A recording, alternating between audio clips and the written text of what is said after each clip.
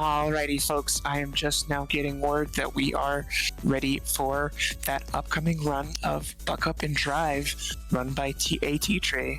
T-Tree, take it away. Is Buck Up and Drive. I would describe it, as I often have, as a cross between Outrun, Burnout, and Tony Hawk. And as is now a voice clip in some channels that I'm in, if that doesn't make any sense to you, it will in about 90 seconds. Which is to say that I've run this before at many marathons. It's always a lot of fun. It's a very silly game. And some audio shenanigans have caused clips of me trying to describe what the game actually is to be clipped and soundboarded on Discord. That said, let's go ahead and get into it. This is technically a score attack style game. It's a very fun kind of like Steam Deck game. It's just a little thing made by a guy named Fabio Fontes. There is technically a sequel in development, but the fact of the matter is it also makes a really fun speed game because you can use some of the mechanics to keep your speed up. So we're going to try to get through 10 levels of the game just as quickly as possible. Give you an idea of what we're working with here. This is the car that you unlocked. I forgot I'd already had the game booted up, so we went right into the Van Diesel. Hey, threepup, how do you feel about the sins that we're committing today? I am so happy that through the help of everyone's gracious donations, we get to unleash this magic upon the world. I also made sure to make our custom livery with Pat the dog and the Prevent-A-Thon logo. But yeah, there's lots of other like fun things in here. There's the Hornet from Daytona USA, the Trueno Sprinter from Initial D. But yeah, no, today we're using the Van Diesel. Any choice of color for you, threepup? I go with purple. I love purple. You got it. All right, we'll make sure our decals are back on. And the run is going to start as soon as we land and it says go. So in about 3, 2, 1, go. So this is one of those racing games where, much like a Mario Kart, the thing about keeping up your speed is basically being constantly in a state of drift. But the fact of the matter is the drift greatly reduces the maneuverability of the car. So we're doing our best to keep our speed up, to maneuver around traffic, or when we are expending a boost, we can technically boost our way through traffic and check things out of the way, hence the comparison to Burnout. But that also builds up our heat meter in the bottom left of the screen. That's stage 1 done already. We are not taking the stage on the right because that is all 420 jokes and it's not very funny. Also not stream appropriate. So instead we'll be taking our car into the woods for stage number 2.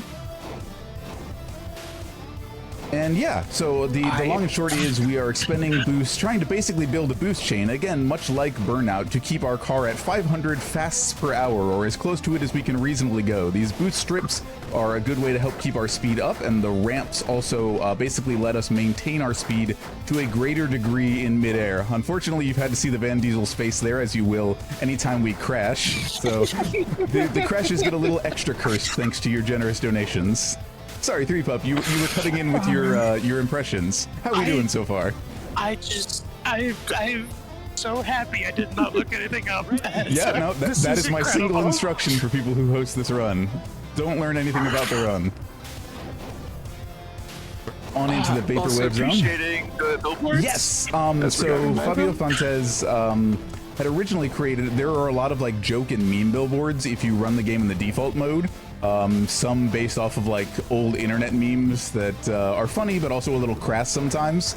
So people were enjoying that, but somebody made a thread in the Steam forum saying like, hey, what's with all the Pride billboards? Can you give us a toggle for those? And Fabio said, okay. So now there's an option in the game called the Pride flag toggle, and that turns all the flags into Pride, or all the billboards into Pride flags. Shoutouts to malicious compliance. Exactly. We are in legally distinct Green Hill, or Green Hill Top Zone, excuse me. One of several video game themed zones in the game. Cruising along, we've done a pretty good job of not hitting too many cars so far.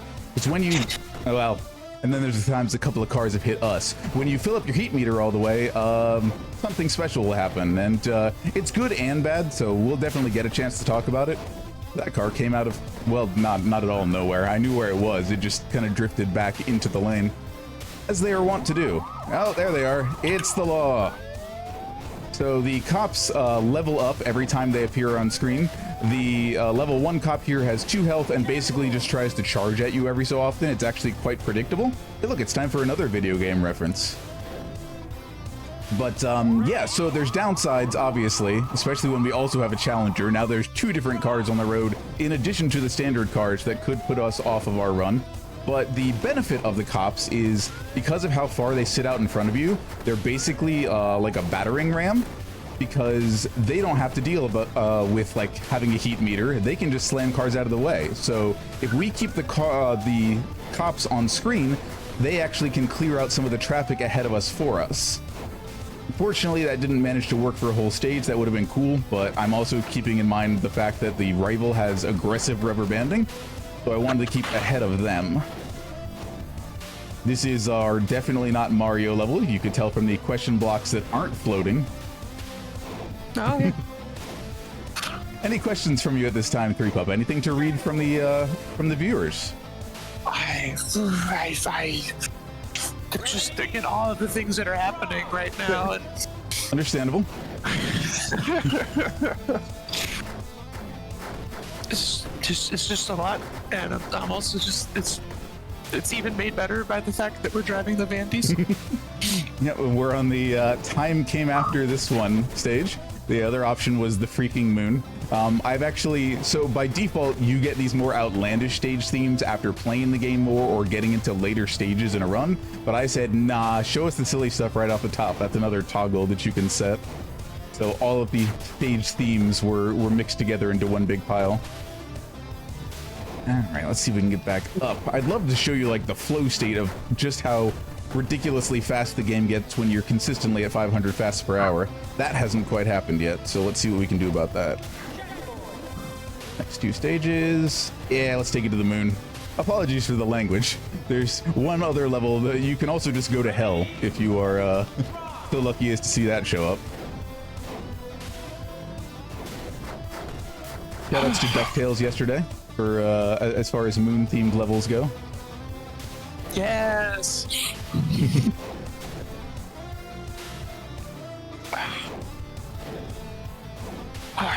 Yeah, while we're zooming through all these levels, I need to collect myself for a moment just to remind folks about our incentives for our upcoming Mario and Sonic run. We do have that upgrade to hard mode incentive, and also as well as the character bid wars. Knuckles is still in the lead, but if y'all want to change that, donate and pick your favorite character from the bunch. Yeah, you're not going to want to miss that run.